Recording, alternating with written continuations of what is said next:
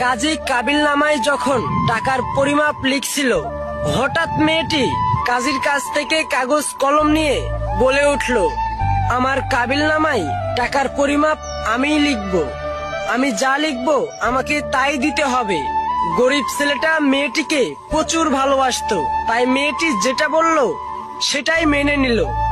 আর দরদ ভরা কণ্ঠে বলে উঠল, এমন কিছু লিখো না যা দেওয়ার স্বার্থ আমার নেই।